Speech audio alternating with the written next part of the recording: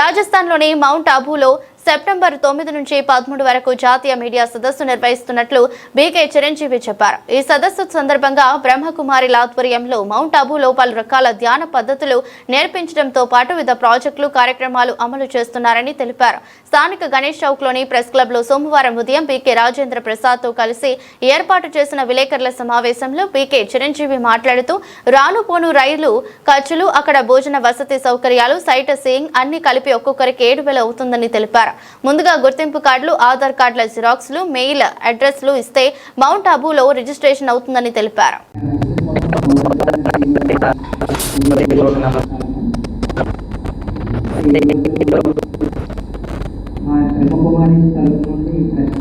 పెట్టడం జరిగింది. అయితే ప్రపంచవ్యాప్తంగా ఈ యొక్క బ్రహ్మకుమారీస్ మౌంట్ ఆబూ ఆర్గనైజేషన్ నుండి సెప్టెంబర్ 9 నుండి 13వ తారీఖు మధ్యలో మీడియా వాళ్ళకి ఇంటర్నేషనల్ కాన్ఫరెన్స్ మౌంట్ ఆబూలో నిర్వహించడం జరుగుతుంది. అందుచేత ఏంటంటే మీడియా సోదరులందరినీ కూడా అక్కడికి ఆహ్వానించడం కోసం ఈ ప్రెస్ కాన్ఫరెన్స్ యొక్క ముఖ్య ఉద్దేశము. ఇందులో మీడియాకు సంబంధించినటువంటి అంటే మీడియా వచ్చేసరికి టాపిక్స్ మీడియా మరియు ఆధ్యాత్మికత, నెక్స్ట్ విలువలో ఆధారిత జర్నలిజం, పాజిటివ్ రిపోర్టింగ్, డిజిటల్ యుగంలో బాధ్యతాయుతమైనటువంటి మీడియా, సమాజ నిర్మాణంలో మీడియా పాత్ర, ఇటువంటి మొదలైన అంశాలపైన ఇంటర్నేషనల్ స్పీకర్స్ ఎవరైతే ఉంటారో వాళ్ళు ఈ సెషన్స్ కండక్ట్ చేయడం జరగబోతుంది. ఇది అందరికీ కూడా మీడియా వాళ్ళందరికీ కూడా చాలా ఉపయోగకరము. నెక్స్ట్ ఇంకోటి ఏంటంటే ఈ రోజుల్లో మనకి అందులో మీడియా విభాగంలో వచ్చేసరికి మరింత పరుగులు తీసేటటువంటి జీవితం, ఏ ప్రతి క్షణం కూడా నైట్ టైం కాల్ కావచ్చు, ఏ టైంలో ఫుడ్ తినేయడం, మన లంచ్ టైం అనేది పర్టికులర్గా లేకుండా ఉంటుంది.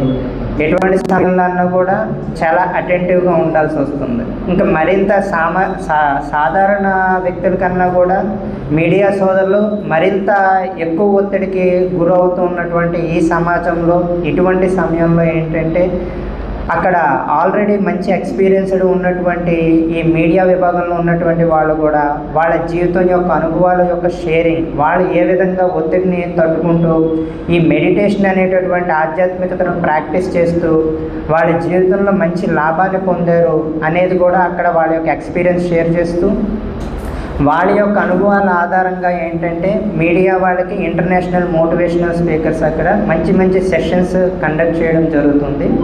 అయితే ఈ 5 రోజుల్లో ఏంటంటే 3 రోజులు ప్రత్యేకించి ఈ యొక్క నాలెడ్జ్ ఓరియంటెడ్గా అంటే ఈ మీడియా వాళ్ళకి సంబంధించి ఇప్పుడు వరకు ఏదైతే చెప్పుకున్నామో దానికి సంబంధించినటువంటి జ్ఞానపరంగా చర్చించడం జరుగుతుంది. ఇందులో రకరకాల వర్క్షాప్స్ కూడా నిర్వహించడం జరుగుతుంది. ఇంకొక 2 రోజులు ఏంటంటే ఇది కేవలం మనకి సబ్జెక్ట్ పరంగానే కాకుండా ఒక మనకి రిలీఫ్ కోసం ఏంటంటే ఒక ఎంటర్టైన్మెంట్ కూడా ఉండాలి, ఒక రిఫ్రెష్మెంట్ కింద కూడా ఉండాలి. అందుచేత ఏంటంటే ఒక 2 రోజులు ఏంటంటే ప్రత్యేకించి సైట్ సీయింగ్ అనేది అదేంటంటే మౌంట్ ఆబూ అనేది ఇంటర్నేషనల్ టూరిజం, సో అక్కడ రకరకాల ప్రదేశాలు సందర్శించడానికి చాలా అద్భుతమైనటువంటి ప్రదేశాలు ఉన్నాయి. అందులో ఒకటి ఏంటంటే ఇక్కడ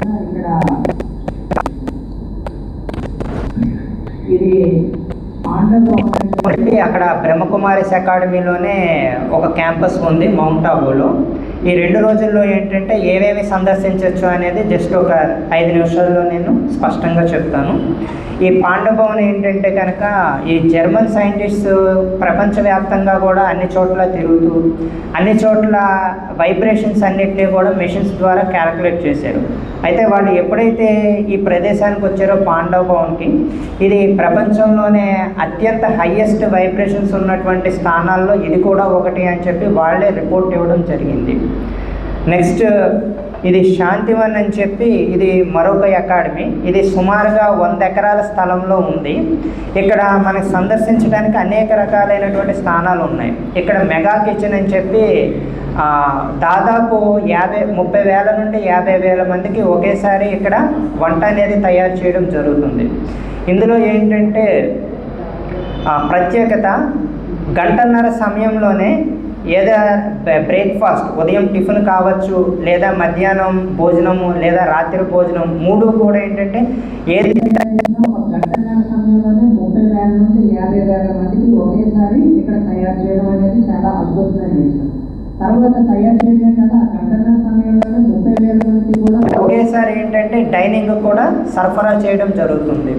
అయితే ఇది మనకి గతంలో చంద్రబాబు నాయుడు గారు వచ్చినప్పుడు ఏమిటంటే ఇది సందర్శించి ఇది చాలా ఆయన కూడా అద్భుతంగా ఉందని చెప్పి మన తిరుమల దేవస్థానంలో కూడా ఇదే సేమ్ వాళ్ళ యొక్క ఈ ప్లాన్ కూడా తీసుకొని వాళ్ళు కూడా దీని నుండి ప్రాజెక్ట్ యొక్క ప్లానింగ్ అనేది ఇక్కడ నుండి సలహాలు అనేది తీసుకున్నారు. తర్వాత ఇది జ్ఞాన సౌరభం అని చెప్పి మరొక అకాడమీ ఉంది మాది. ఇది కూడా మౌంట్ ఆబూ హిల్ స్టేషన్ ఉంది. ఇది 32 ఎకరాల్లో మొత్తం కంప్లీట్ ఎకో జోన్లో ఉంది, ఫారెస్ట్లో ఉంటుంది. ఇది మౌంట్ ఆబూ మొత్తంలో కూడా అత్యంత పెద్దదైనటువంటి 32 ఎకరాల్లో ఉన్నటువంటి అకాడమీ. ఇక్కడ మనకి ఆర్ట్ గ్యాలరీ అని చెప్పి అదొక మ్యూజియం కూడా ఉంది.